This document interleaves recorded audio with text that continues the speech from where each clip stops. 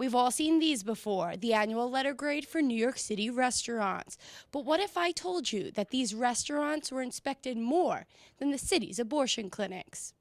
It's the truth, but Brooklyn Assemblywoman Nicole Maliotakis wants to change that, sponsoring a bill that requires the state health department to inspect the facilities at least once every 2 years.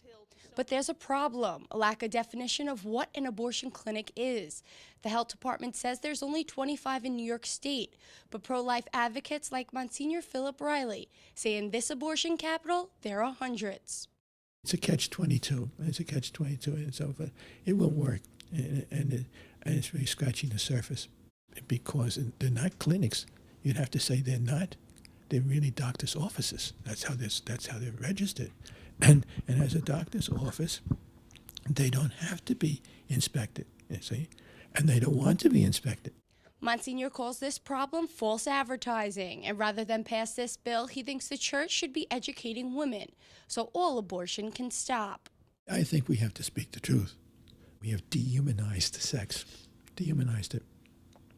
In other words, almost we make people think that your body is something apart from you, and that the act of sexuality is disconnected from the spirit. It's disconnected from an act of love, open to life, allowing God's creativity to create the soul. We've separated everything, and we reduced it to when you take out love and life and God's procreative act, you see, well, you made it. The purpose is pleasure, you know, and you're not paying attention to God's plan. Now, if you act according to God's plan, there will be pleasure, but you cannot exclude God's plan to get the pleasure.